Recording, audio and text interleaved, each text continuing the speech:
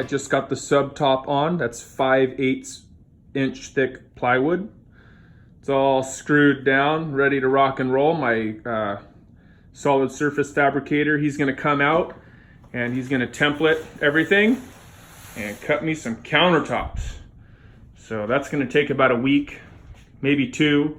And in the meantime, I'm gonna start putting up all the uppers.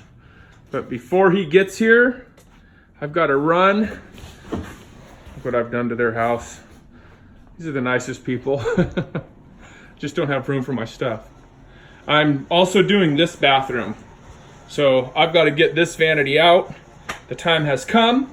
Put the new one in, put the sub top down. I put that fan in. I put these can lights in. There's gonna be 3. And I'm doing smooth walls. And just took the mirror down. Gotta finish mudding that. And then we're gonna be rocking and rolling. So, thanks for coming back. What a difference a day makes. 24 little hours. What a difference a day makes. 24 little hours. What a difference a day makes. Okay, I'll stop now. Since you guys have watched this far, I'm gonna give you guys some rad tips. All right, check this out. So we've leveled out the countertops, right? Now we set the full height pantry, and we don't have any control over the height because we need the bottom to line up. But we know where the top is. So then I measured down, in this case 39 inches, because that's how tall these lowers are. Then I set my laser up and I shined my laser again on the wall. And I put that ledger on there. That ledger makes it easy to set these cabinets. And so what you're looking at now, that laser, that's such a great way to transfer your marks up into the cabinet so you don't miss drill. You just put the laser on the stud. So I marked all of these studs. And when I had the walls opened up, you guys, let me show you what I did here. Get into my bag of tricks here.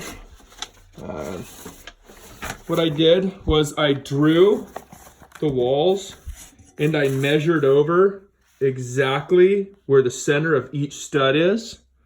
That's over here to this little pony wall. Then I measured over and I measured it here. And this is on the drywall. So the studs were exposed, but I measured on the drywall, right? And so that way, once all the drywall was done, I went back and I was able to measure and find out exactly where the center of those studs are. And so there's gonna be a lot of glass here, guys. So I can't afford to mess up my screws. Now, the screws that I'm using, you'll see they're kind of brownish in color, but I'm gonna show you something. If you look close, oh, white. So I'm gonna give you guys another great tip since you guys are here. You ready? Now I'm gonna paint all the white ones white out. It works so good. You just paint the screw head with the white out, run the screw in, and then once I'm done, I'm gonna dab those. So I'm putting together sections. They're really heavy, and I just set that section. I just set that section. So now I'm gonna build this next section. I'm gonna find that measurement. These cabinets are gonna be shorter, so I'm not gonna put them on yet. I need to find that exact measurement. Then I'm gonna build this section and throw it up and temporarily hold it and then clamp it all together. And there you go. But I wanna show you guys how, I don't know if you can see, that's just over an 1/8, maybe 3/16 of an inch off. There it's grown just a little bit. And then it continues to drop. Now, once the crown is on, these are full overlay cabinets. If I am to put the crown, and it continues to drop all the way to the end. So I want you to stand back and look. Now there's also going to be a light rail on the bottom of these cabinets I'll show you, but the full overlay, that means you don't really see the face frames when they're done. And the crown molding comes right down to the top of the cabinet. So if I'm to put that crown molding up against the ceiling, then when you stand back, you'll notice this line between the door and the crown get bigger and bigger and bigger and bigger. Just slightly, but when you're standing back and looking at it, you'll see it. And it's not going to look good. So if you guys have been following me along, I'll explain again why the drywall is not done.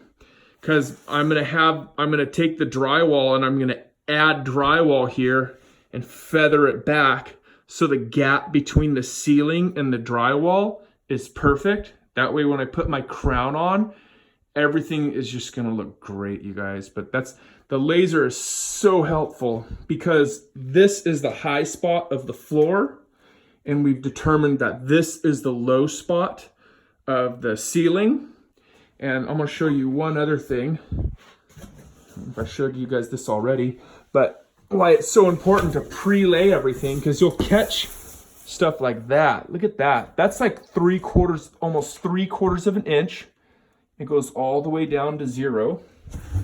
And then on the back side, you'll see the back side at the top, it's about 3/4 of an inch.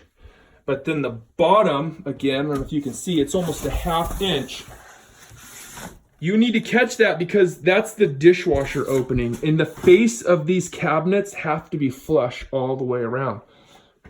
The same with this. You've got to catch all these. And you can't just assume that these houses are perfectly plumb, level, square, flat, all that stuff, because they're not. And it'll really beat you up. There's a lot that goes into a kitchen remodel. There's a lot that goes into it. So there you go, guys. It's Thursday. I don't know that I'm going to be back here on Friday, so I'm going to end on this note. Look at how tight that crown molding is to the ceiling now. Whew, been rocking and rolling over here. I'm going on vacation. I'm going to be gone for a week. And my countertops will be ready to rock and roll as soon as I get back.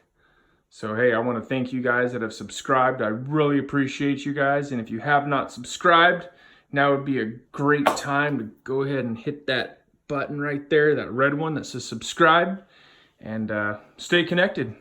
All right, take care.